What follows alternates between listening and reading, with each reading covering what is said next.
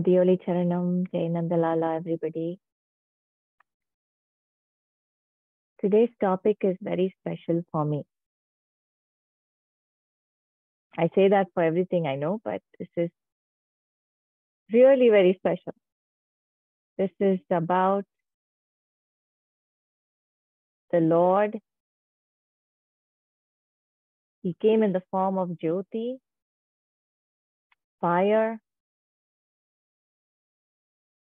holy, and very close to our mother, Sri Amma, Madiyoli. All this put together, it's very special for me.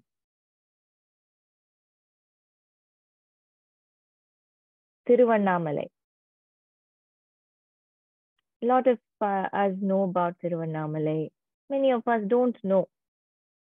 But that's okay. This is why we have this session where we speak about everything and go to the roots and understand everything all together, why this came to be and what it is.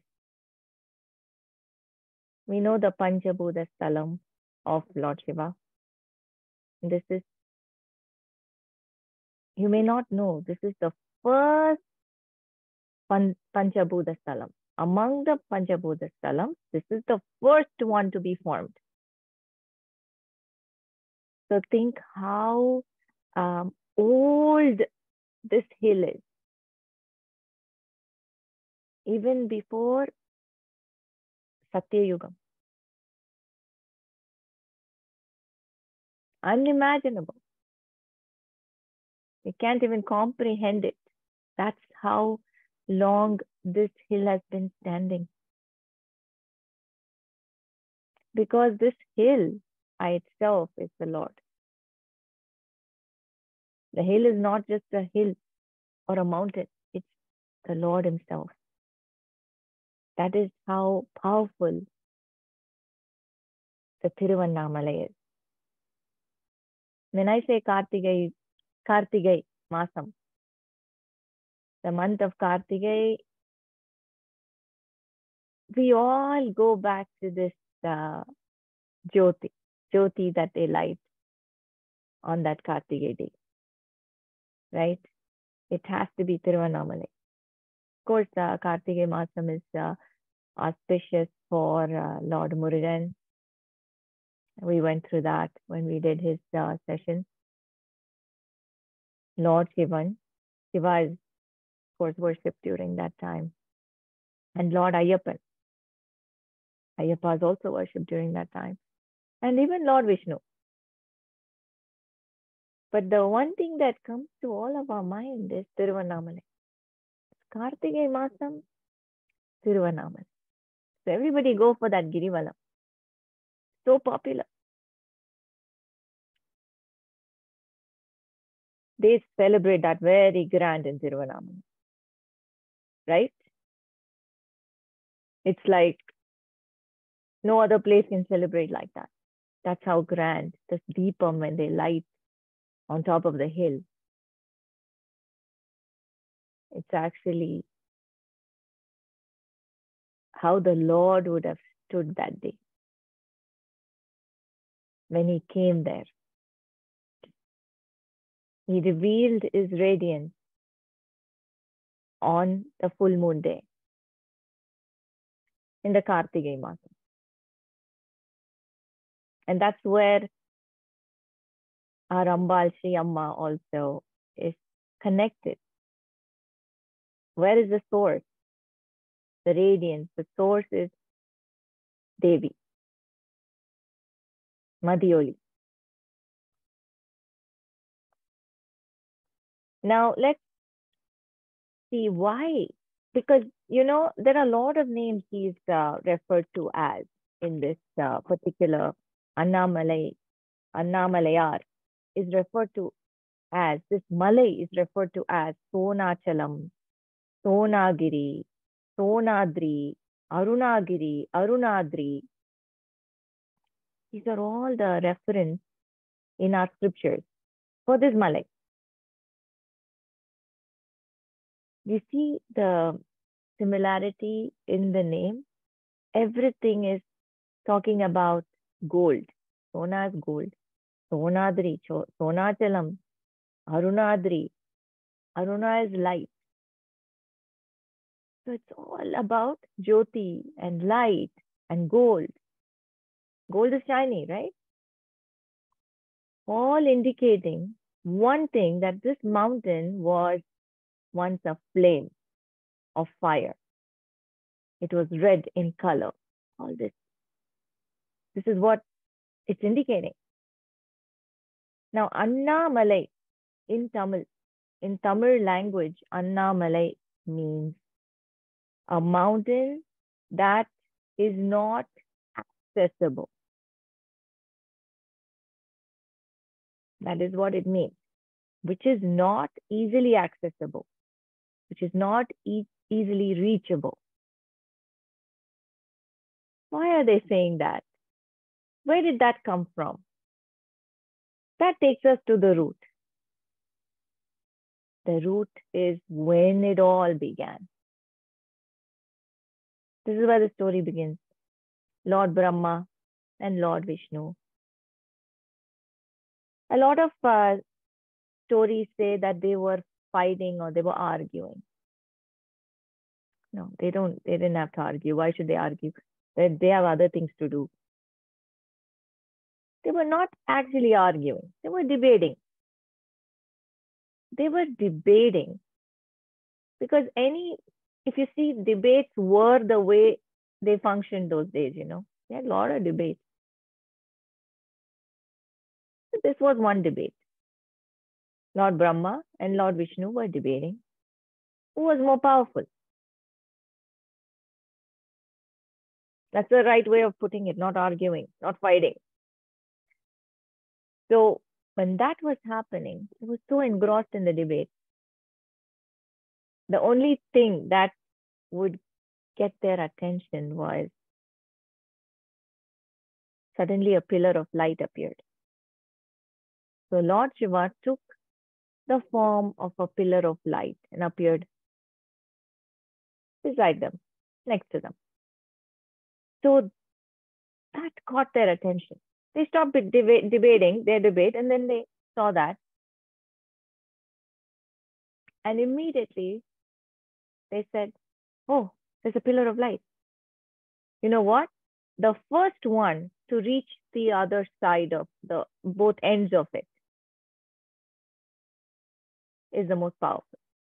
They have to come to some contest, right? So they saw the pillar of light and they said, okay, let's take this as our bar to check who's powerful. Let's see who gets to the end first. I'll start going up. You go down, is what Brahma said. And Vishnu said, yeah, I'll go down and you go up. Whoever gets to the top or the bottom end first is the winner, is the powerful. They both agreed, and Vishnu became the Varaha, that is the boar, wild boar. And Brahma became a swan and he started flying up, and Vishnu dug down. They went and they kept going for years. And they just kept going. This light was not ending. It seemed like an endless light. This pillar is just, there is no end. Vishnu was like, this is not ending, so I better go back. He was on his way back.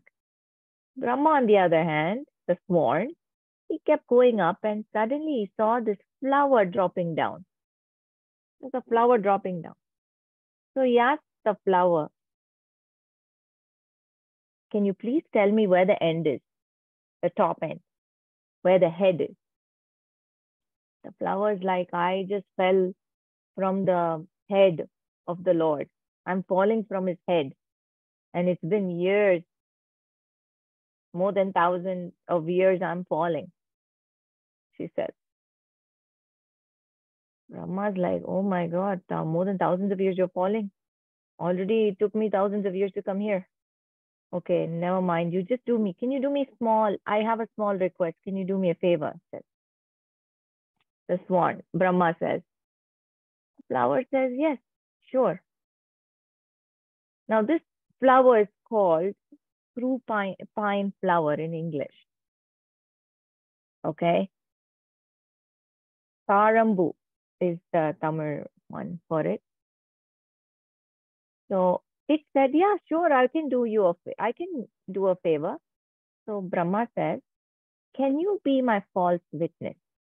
Can you go and tell Lord Vishnu that I went and saw the other end, the head part? Can you just tell that? Can you say that for me? The flower says, yeah, I can do that for you. No problem. So they both come, and then he stands there. Lord Vishnu is like, I couldn't find the end. I gave up. But Lord Brahma is like, oh, well, I did. I found the other end. I have a witness here. What do you say? And the flower said, yeah, he saw the end. We both are coming from there. As soon as he said that, one of Brahma's head got cut off.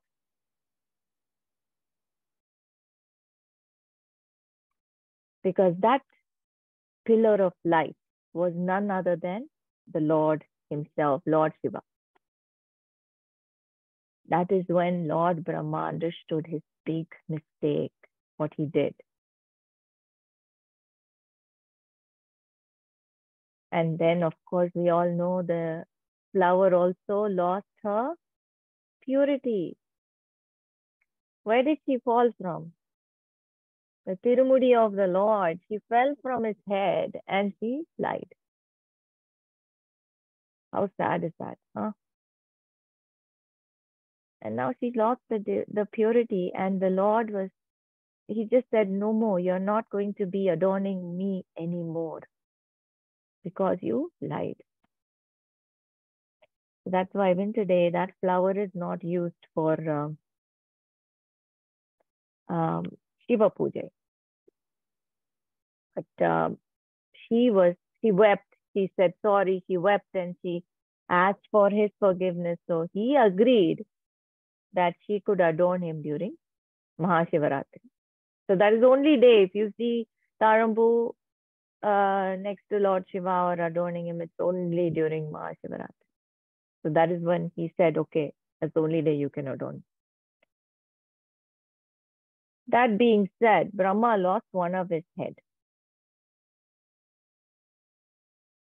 Now, there is an explanation for this, You may ask, why should Brahma lose his head? There is an explanation.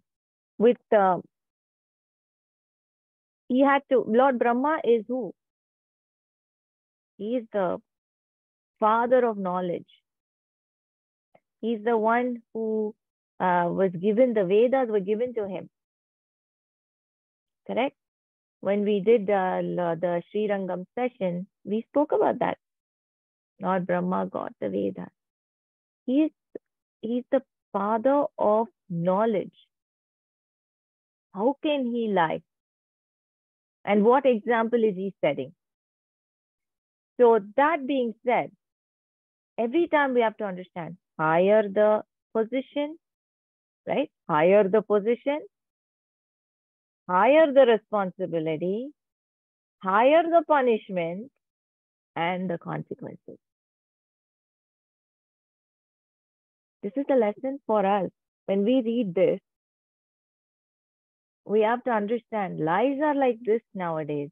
Lies are said so easily nowadays, right? Nobody even thinks before they lie. So easily lies are said. And when you think about it, Brahma was in such a position that he cannot lie. Same with our positions also. Wherever we are set, There is a responsibility we're given.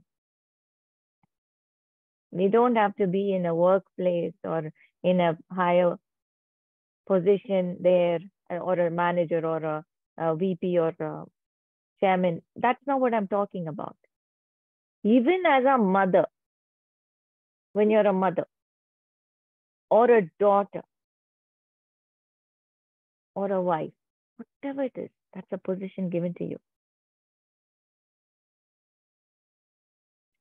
And with that comes lots of responsibility. A daughter has duties, mother has duties, a father has duties. And then comes your ambitions. And when we go up the ladder, again, those ambitions, those desires were given to you by God. And when you achieve it, that is also given to you by God. And when you use it wrongly, that is not forgiven. Cannot be forgiven. The books say it, right? Higher the position, higher the responsibility, higher the consequences. So when you take up something or when you ask for something, remember that. Everything has to be fair and done in a crystal clear manner. No cheating, no lying. But we are in the Kali Yugam. All this may seem like a small lie is nothing. But see what happened to Brahma? He lost his head. One head is gone.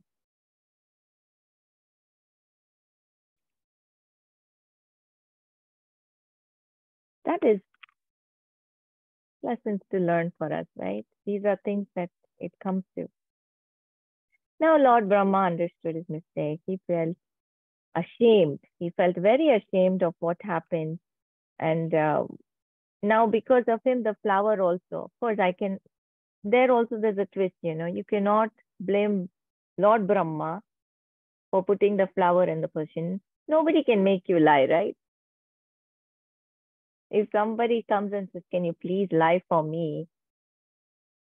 It's your choice. You can say, no, I'm sorry, I cannot lie. Right? So the flower also got punished because it chose to lie. So that's also a lesson. You cannot say, Lord Brahma told me. No, right? The flower couldn't say that. It's not going to work. So he understood his mistake, Lord Brahma, and seeked forgiveness. And Lord Shiva obviously is very kind, immediately forgives him. Now the place where the column of light, where he stood as the column of light, became a mountain of fire. And then, of course, beside it was the lingam, the Vayambhu lingam that we see in Tiruvannamalai. Now, that is why it's called the Jyotirlingam. And like I said, this is the first Pancha bhoota stalams to be formed. Now he stood there and eliminated the debate between the kalvi, that is knowledge. Whose knowledge? Brahma. And selvam, which is the beauty and wealth, which is Lord Vishnu. This is not actually the debate between Lord Brahma and Lord Vishnu. This is sending us a bigger lesson and message.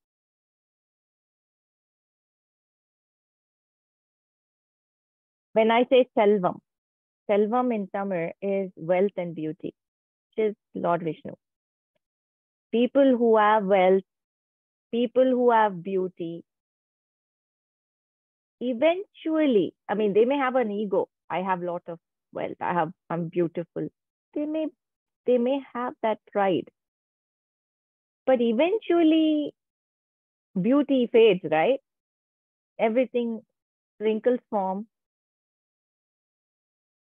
everything starts sagging, hair falls, beauty fades.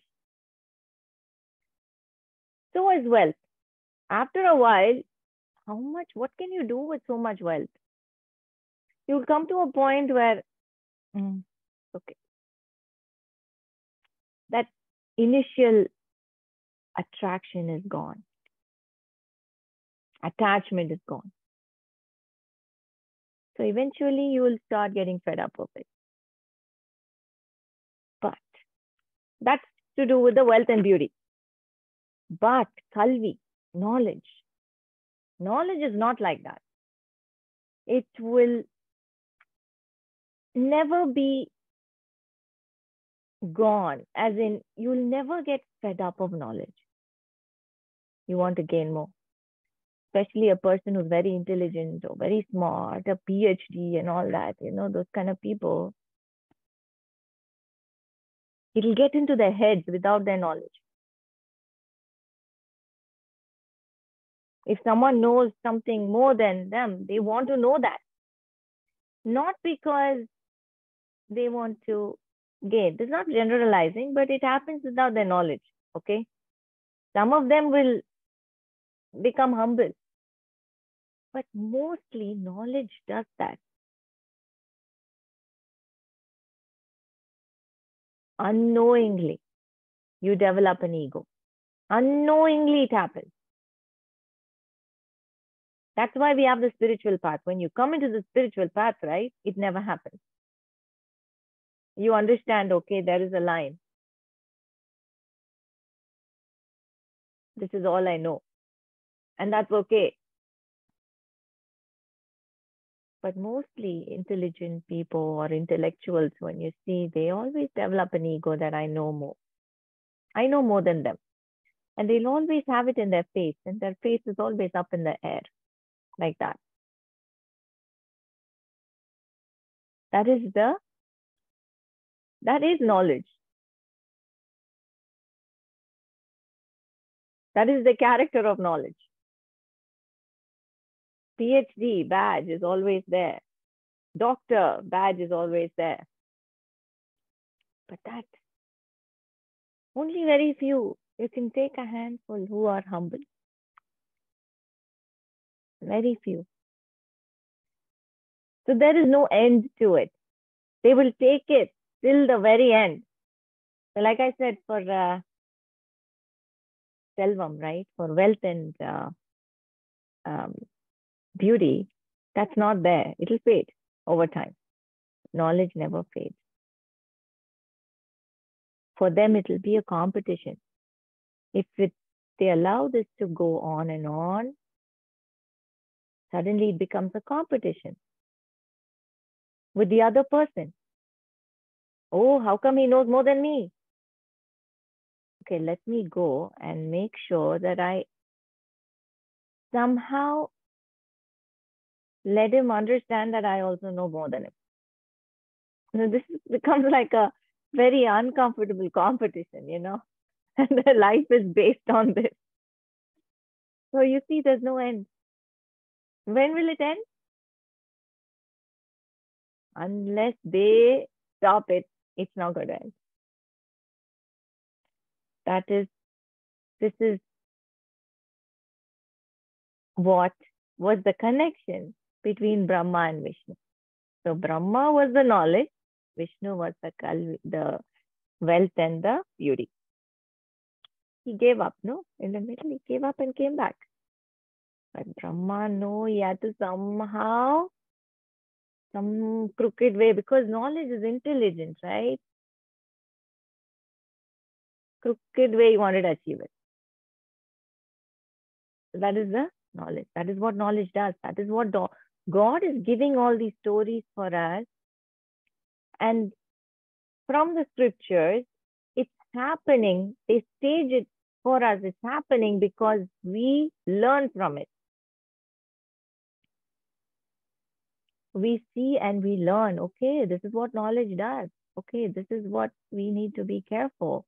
The more we learn, we should always understand we're still students, we're still learning. So that is a beautiful message that we get from this story, because the father of knowledge itself slipped. The father of knowledge himself slipped. Who are we? Hmm? So we have to be very careful when we tread this world. We may be very good at it, many things, but we should always be humble. We should always learn to learn from the other person. What can we learn from that person and go from there? So that is what is a beautiful message we get from this. So that is what they say when the scriptures say he stood there and eliminated the debate between the kalvi and the selvam. That is the knowledge and the wealth beauty. So in our Puranas, the Annamalai hill, I believe, it says very clearly, was the fire during Satya Yugam. We know why now, correct? We know why. It was fire during the Satya Yugam, and then it became green. They don't say green, they say manikam, they say emerald. This is what the scriptures say. It was emerald during the Treta Yugam. And then it says tangam during the Dwapara Yugam. Actually, it's copper. Why they say tangam is because when the sun shines on it, though it's copper, it looks like gold. Like gold, when the sun shines on it. So it's called tangam during the Dwapara Yugam. And then during Kali Yugam, where we are today, is the rock. It turns to a rock. Now, explanation for this, how they came to these terms and why. It's very clearly explained scientifically. Now, the raw material or the ore of copper is green, if you didn't know. That is why it was green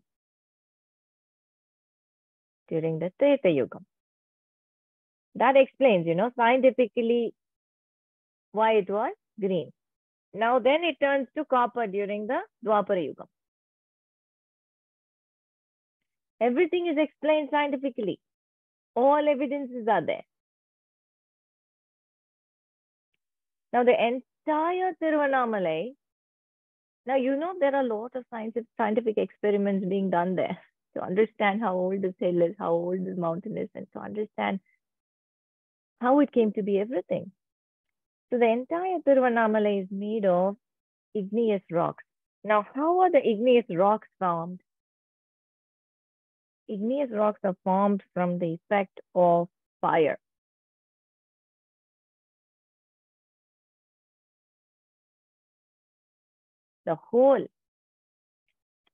The sediments, the whole rocks are igneous rocks. The Lord is giving us all evidences that, I was fire in the beginning. And then evidence of every stage is right there.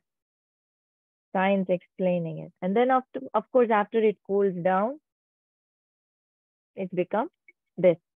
Now, the rock dates back to 250 crore years back.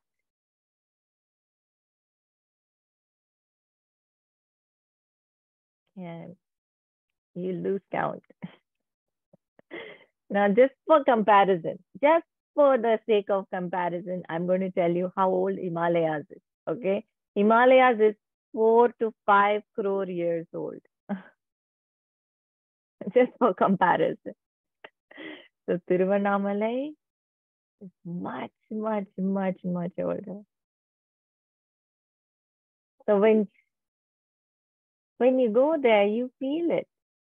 It's just not me saying it. You feel that power. When you see the hill from the road, you see it from kilometers away. The hill standing there for some reason, it just doesn't look like just a mountain. It looks like a lingam. It looks like fire. It looks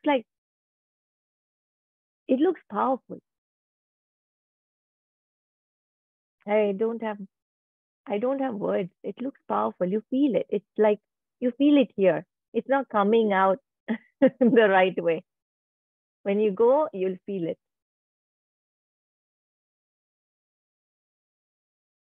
Now the entire town, the city of Tiruvannamalai is in the when you see it in the aerial view, it's in the form of a Sri Chakram.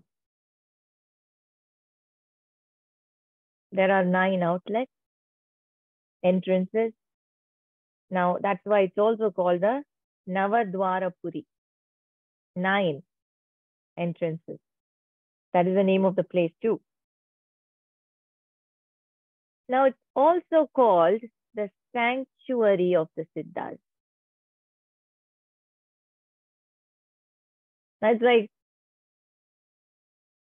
when I keep a sugar candy somewhere, especially in India, okay, this effect is very much in India or here in summer. All the ants will come. From where they come, we don't know. All the ants come to it. It's like the sweet is not visible. The ants take every inch of it and cover it. So you'll see a ball of ants. Am I right? And sometimes if they can, they will just lift it and go. Exactly how Tiruvannamalai is for the Siddhas. It just attracts all the enlightened souls. It's like they come here, they don't leave. The Siddhas just just attracted to this place. And it just didn't start now. It started during Vyasa. Vyasa came here. Durvasa has come here and done his penance, performed penance. And Pandavas have come here during their exile period, Vanavasam, That time they have come here and they've stayed here for a while.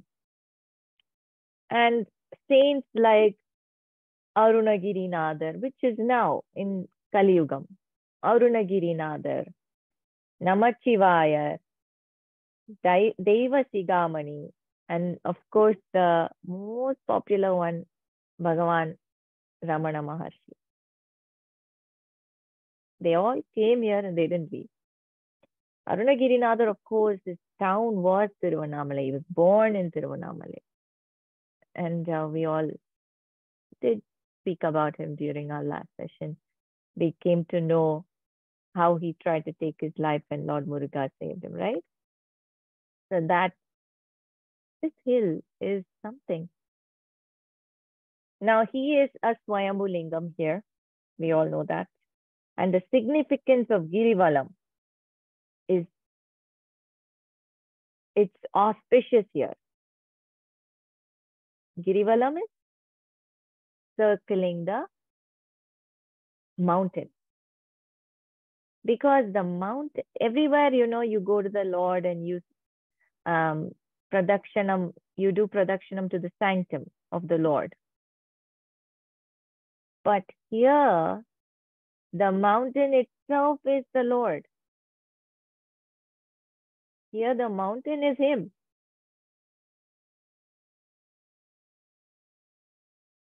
So, the Girivalam is very auspicious. So, the hill itself is worshipped. Now, the mountain is 2,668 feet high.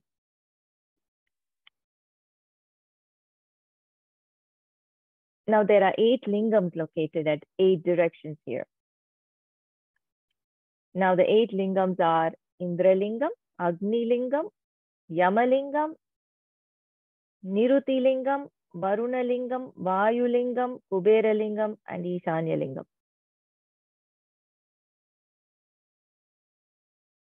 So when you go to Girivalam, you'll see all these lingams. Now the Adi Annamalai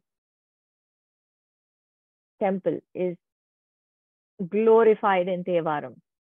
What are Tevaram? All the Nayanars who have sung their poems, songs, their poetry is called Tevaram. Now, there are a lot of Tevarams about Adi Annamalai. Adi Annamalai is the first lingam, the first temple. Now, the path to do this pradakshanam is 14 kilometers. That is around the mountain. There are a lot of siddhas who live in these hills. Even now they say when you just go, happen to go and visit the place, you want to trek. It's interesting because you will definitely, if you're blessed, you will find or you will be able to see siddhas. Who are siddhas? They've literally left everything. They have let go of every luxury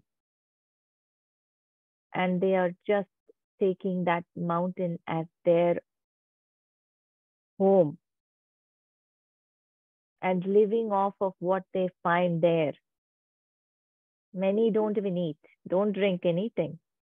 They're able to live without anything. They don't need your money. They don't need anything. They have all these jadamudi and no haircut. They have vibhuti smeared all over their body. They have rudraksham. That is what siddhar is. Basically given up on everything, just thinking about the Lord and sitting there in the forest hills. They don't have any connection to time. Everything is given. They don't know what the time is. All their thoughts are on the Lord. So if we are lucky, we will see a siddhar.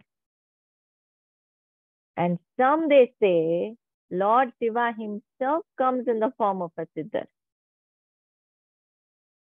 And of course, that's a very big blessing, right?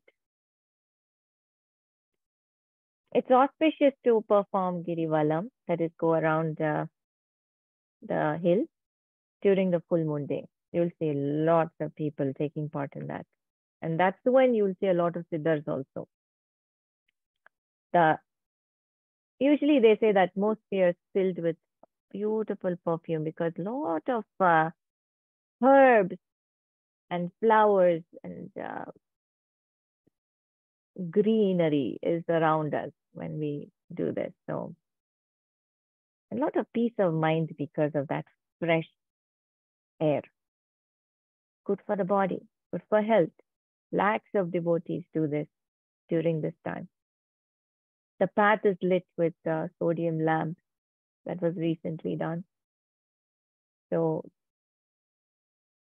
because they do it in the evening or very early in the morning, the lamps are required. It's helpful, right? And they've also have these water stands where you can fill your water bottle. And they also have annadanam for pilgrims during, in the pathway. Now, saints and poets like Thiruvannamalai, I told you the Nayanars, Thirunavukarasar, Sundaramurti, all have visited this holy shrine and prayed to the Lord, Annamalai. He is beautiful. I've seen him, and I have. I usually have so many adjectives to describe the Lord, right? Yeah, I'm speechless. I'm speechless because when I went and stood near him, in front of him, all I had were tears, unstoppable tears. I could not, I could not control the tears.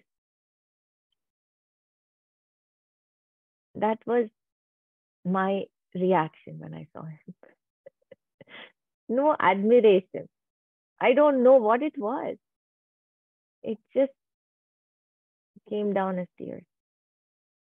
Now, Manika Vasakar, we know, he lived in Tiruvannamalai for a very long time and composed the Tiruvampavai.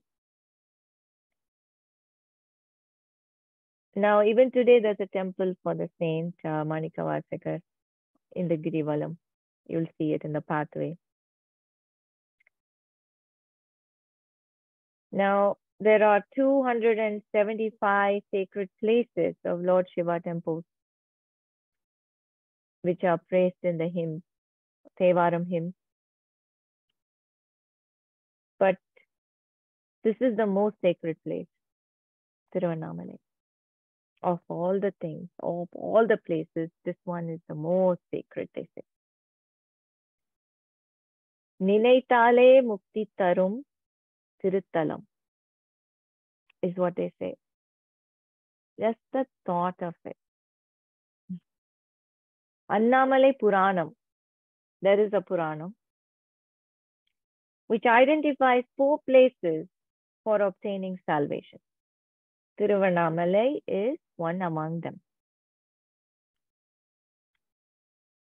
Tiruvannamalai is so sacred that even the gods and celestial beings have offered their prayers here.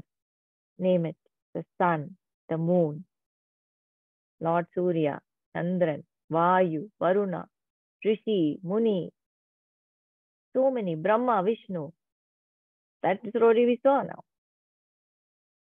They all pray to the Lord here. So there are a lot of stories behind this temple. So when we go into the temple, I'll be talking about the stories one by one. So I have a personal incident that happened, which I want to tell you because I have still a little more time.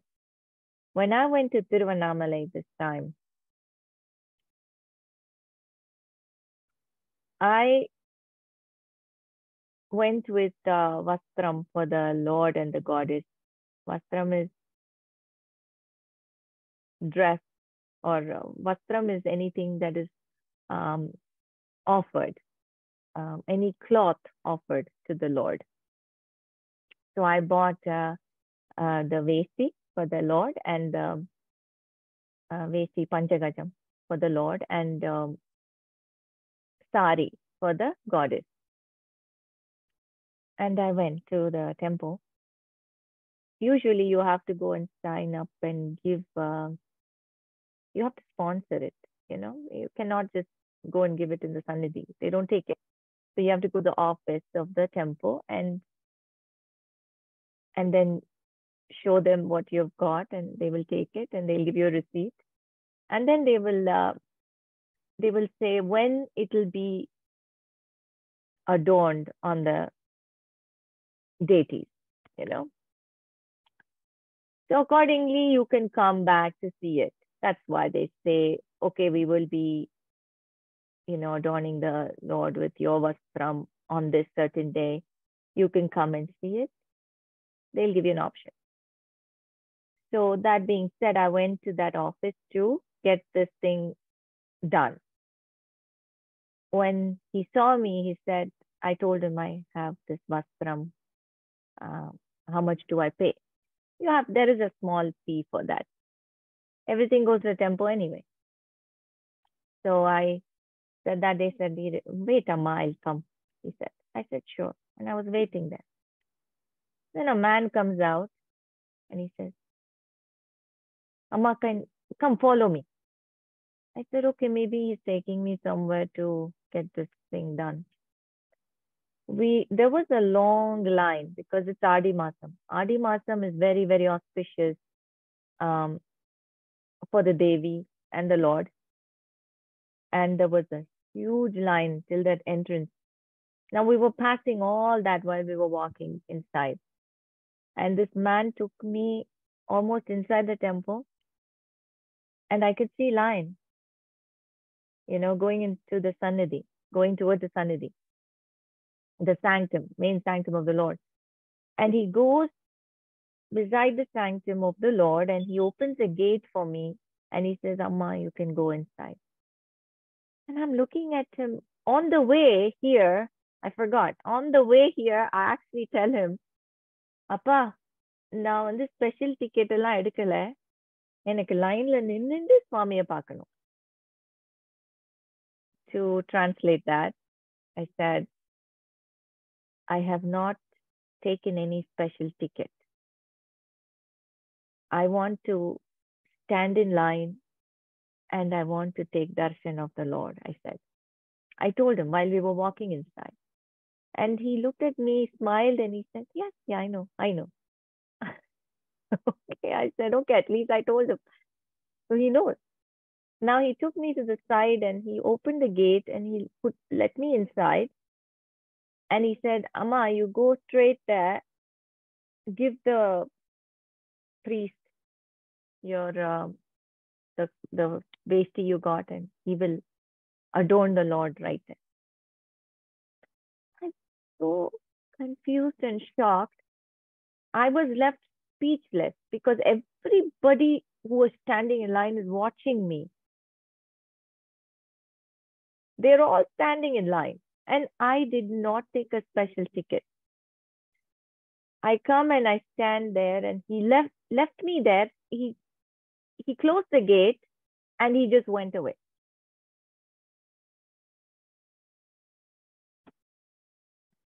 For me, it was like 2 minutes. I went near the Sannidhi.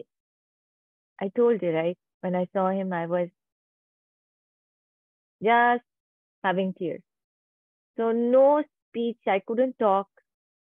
I could just take it all in. I could just take him in like that. I was just watching him and shedding all those tears.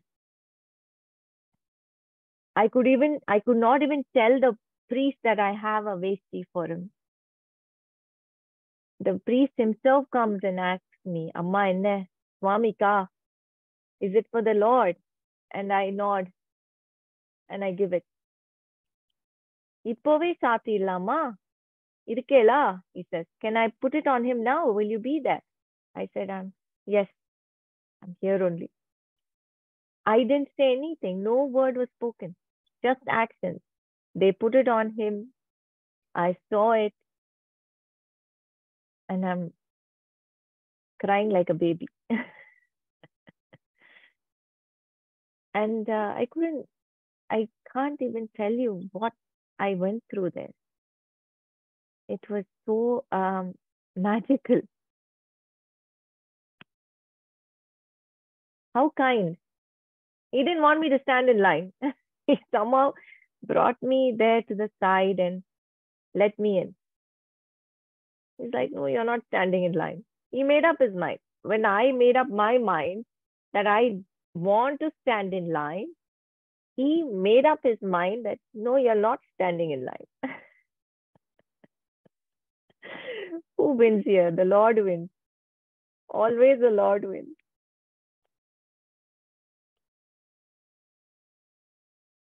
And with the same tears, I walk out and I go to Ambal. I go to Ambal's place and over there also, same thing happens. The lines are all going in one direction and somebody suddenly appears there and he's like redirecting everybody to another path. I come. When it's my turn, he says, Amma, neenga appadi poidunga. You go that side, he says. I'm the only person he redirected somewhere else. And I'm looking back and I'm thinking, what is happening?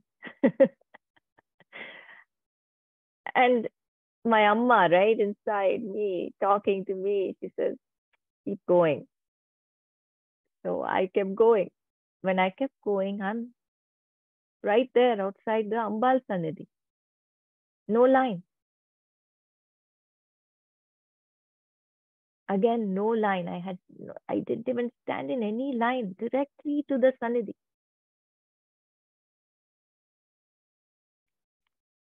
Again, what happened? Again, I'm crying like a baby. In front of her, I'm standing and crying like, what are you both doing? I came here to work. I want to stand in line and see you. You don't want me to do that. It's very obvious. It was very obvious. VIP treatment given without being asked for it. When the Lord gives VIP treatment, it's very humbling. It's very humbling because it seems like the whole universe is working along with it. Even the priests are so nice.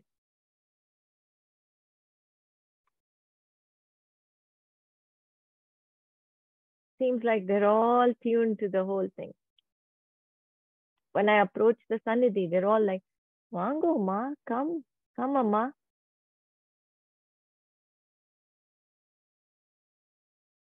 Nanna Patela, in that crowd, in that Adimasam, in that crowd, so many people were there. And they asked me, did you see her properly? Could you see the Ambal properly? Which priest will ask that? No. And my eyes were filled with tears and I nodded. Yes, I did. Content, so much contentment. I had to find, you know, influences. I had to make friends with these priests to get to there where you got easily without knowing anyone. Yes, I know the Lord and the God is there. That's all. But that's enough, right?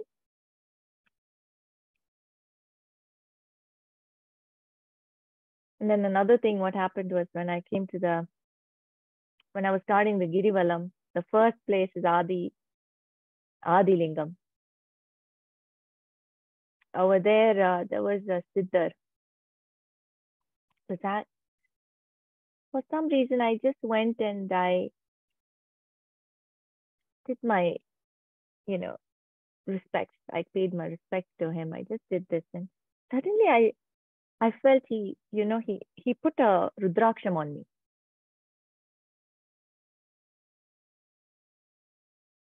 He put a huge, very beautiful rudraksham. It had it has big rudraksham, and there's a spatikam in between each rudraksham. There was a spatikam, rudraksham, spatikam, so beautifully laid. Quiet, no word spoken, no word spoken either from me or from him. It was silence. But that silence is so powerful because I knew it was the Lord Himself. And I took it. I didn't ask any questions. I didn't even ask why. It seemed like I knew that Rudraksham was for me. And that I got a prasadam when I went there. So I gave some karnika in the plate, my duty. And I just came. No words were spoken. But that was very powerful. And that Rudraksham, everybody, whoever passerby, I'm wearing it. I was wearing it for a long time there in India. Everyone asked, where did you get it from? Where did you get it from? Strangers, they stop and ask. But there was one person in the US when I went to a temple here, the priest, he looked at it and he looked at the Rudraksham and he asked me, Periva potadama? He didn't ask me, where did I buy it?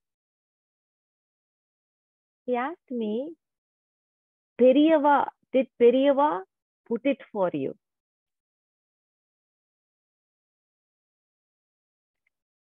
That was shocking because that is true. And he nailed it. I I enjoyed the session with you all. Madhyoli Charanam. Jai Nandalala.